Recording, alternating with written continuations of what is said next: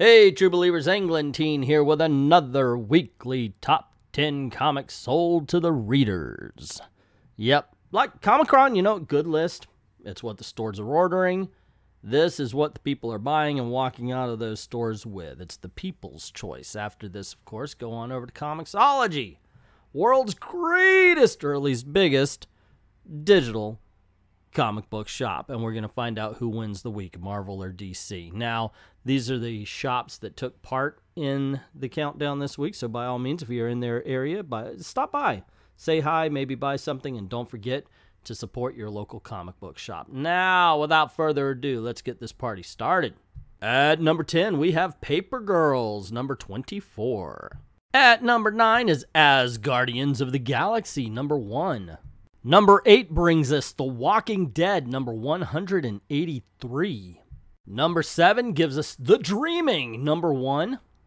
The Immortal Hulk, number 5, gets to number 6. At number 5 is fan favorite Captain America, number 3. Thanos Legacy, number 1, brings it in on the 4th spot. Justice League, number 7, comes in at number 3. The runner-up in the number 2 spot is Avengers, number 7. And because it is the law, there's a Batman book out. It's Batman number 54, so it has to be at number 1. Wow, DC got their butts kicked. Marvel 5, DC 3 with 2 independents. Paper Girls and The Walking Dead. Is Image independent still? I know that's a question a lot of people ask. I think so, because they're each their own company. But there you go. Marvel is winning the week. I don't know what to say about that, but I do know some people have something to say, so we're going to go over to comic shops and find out what they think. Big week for Marvel at FFF, with 5 of the top 10 selling books going to the House of Ideals. Batman took the top spot, of course, but Thanos was close second, selling just 2 less copies. Justice League and Walking Dead sold well, which is a good surprise, as all of our cover A copies of Justice League came damaged. The Jim Lee variants have been helping that book for sure. Cosmic Ghost Rider, Donny Cates' other book this week, also sold very well. Immortal Hulk has stayed strong, which is nice to see. Bruce had his fans, and they've suddenly resurfaced and are buying his book. Hulk was down to 1 sub a year ago, and now it's selling well enough to crack our top 10. Avengers has seen similar boost. I hate to attribute the success of these books to the fresh start Marvel has taken, and would like to say it's because the stories are actually compelling and the creative teams seem to actually care, but whatever the reason, Marvel is definitely seeing a rise of its numbers. Let's hope it can stick. I think it's because, 1, they brought back the classic characters that we've missed, and 2, yeah, the stories have actually been decent. Immortal Hulk, you know, it might not always be excellent, but it has been entertaining. You know, you can't get away from that, and even Avengers was a step up from what we were getting. And I'd still like to see classic She-Hulk, but that's a personal thing. But yeah, I actually do think the stories have been getting better. Batman was still number 1 by a pretty sweet margin, but with 3 books in the top 10, Donny Cates was the winner of the week. It was notable that Walking Dead charted below mega hit Immortal Hulk, and that Star Wars has dropped off the top 10 altogether. Lots of fluctuations these days, a volatile and fun market. Frankly, there are some things I like about Walking Dead these days. I did like seeing Michonne and her daughter get reunited. I thought that was a kind of cool bit for the story, but overall, I do feel like I'm buying it out of habit, you know, because I have gotten all 183 issues. It's just not as exciting as it used to be. And I will say this, Star Wars is some of the best books Marvel is producing right now. Batman, that is all. But if it weren't the final word in new issue sales, I would at least mention that Avengers is selling like Hickman numbers. Dreaming was a good debut. Both Jinx World titles were met with little enthusiasm at all, and people still really, really like pig breasts. Maybe if I give it a more thought, I'll know what he's talking about with the pig breasts, but I'm not, so I don't know, and I don't really care to find out. Not a bad week. Batman dropped to the number 2 spot. It bled out too many readers and let Justice League number 7 take the top spot. Marvel took most of the top 10 this week, with Walking Dead also making it in. Dreaming was a pleasant surprise by selling out and also making the top 10. It was a good week for new series. Half of our bestsellers list was made up of new number 1s. The new Sandman entry, The Dreaming, drew the most readers. But Border Town, the new Vertigo series from Eric M. Esquivel and Ramon Villalobos, seemed to be clicking with people too. Our top bestseller was Paper Girls number 24, with Captain America number 3 right on its heels. If that racist book, Border Town, clicked with you, please tell me why.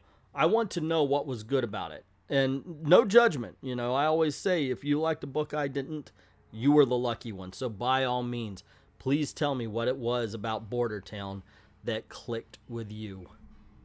We've got a nice mix of stuff making our top seller for the... God dang it, I can't read this. Let me try again. We've got a nice mix of stuff making up our top sellers for the week, with Marvel and DC and Image all represented. The top spots are unsurprisingly occupied by this week's Batman and Justice League, but trailing just behind it are Avengers and the continually excellent Immortal Hulk.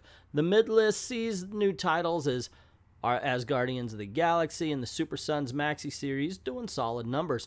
Towards the end of the list, we get some Image titles with The Walking Dead and Paper Girls, both some of the publisher's most reliable titles. Amusingly enough, we've got Deadpool and Deathstroke sitting right next to each other on that list. Deathstroke's better. I'm calling it. Deathstroke is better. Priest does a good job with them. It's a better title. I would much rather pick that up than Deadpool. Just saying. My opinion, but that's my opinion. Deathstroke is better. So that's what the comic shops have to say, and my comments on what the comic shops have to say. So if you have anything to say about that, let me know in the comments below. But for now, we're going to go over to Comixology, the world's biggest internet comic book shop, and we're going to see who wins the week. Is it Marvel or is it DC? Will Marvel just kick ass on both the hardcovers and the digital? Let's find out. At number 10, we have The Astonishing X-Men, number 15. Number 9 brings us to Paper Girls, number 24.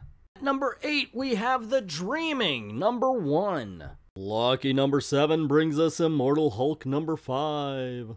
At number 6 is Star Wars, number 53. Ta-Nehisi Coates takes Captain America, number 3, all the way up to number 5. Focusing on BC Ghost Rider brings Avengers number 7 all the way up to number 4. Snyder's Justice League number 7 gets all the way up to number 3. Comixology didn't get the memo that it's against the law not to put Batman at number 1, so it is at number 2. And The Walking Dead number 183 takes the top spot. Good pull. Whoa, talk about deja vu. Whoa, talk about deja vu. DC 3, Marvel 5, Image with The Walking Dead at number 1 and Paper Girls. It's just like the hard copies. So, of course, I like to spread out into to top 20, excuse me for not being able to talk, and find out if you do that, who actually wins. But right now, I gotta say, it's Marvel. Marvel's taking it. And we know how it goes. If you've watched these videos, you know Marvel owns the back end. So my opinion, I think we're looking at a shellacking. At number 11, as Guardians of the Galaxy, number 1 brings the count 6-3. It's 6-4 now, thanks to Nightwing number 48 at number 12. 7-4 says the Dr. Apra Annual at number 13. But the Super Sons number 2 at number 14 fires back and says, no, it's 7-5, dudes.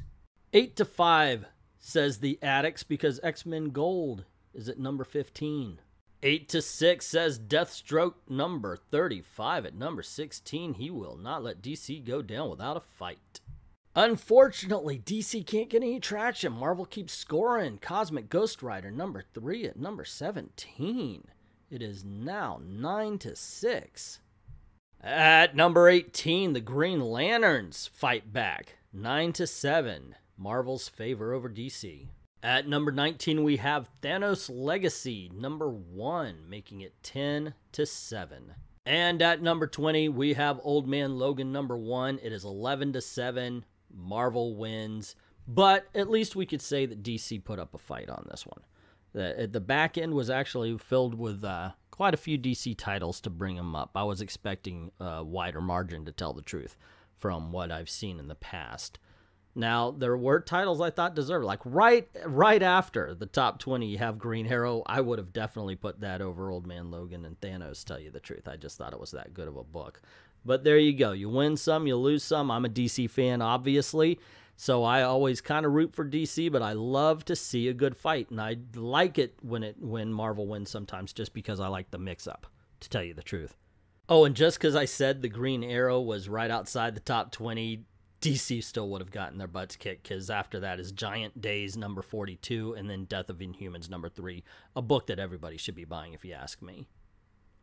But that's just my opinion. What is yours? What do you think about the countdown? What do you think was, oh my gosh, I can't believe people are buying that? And what do you think of, oh my gosh, why aren't people buying that? Where is it? Why is this not on the countdown? Holy Toledo, it's one of the best books ever. What do you think about those two? What is missing and what is just, come on. Ta-Nehisi Coates Captain America, why is that in the top 10? Let me know down in the comments below. Also, if you like this video, you want to see more, you know the drill. Click like, share.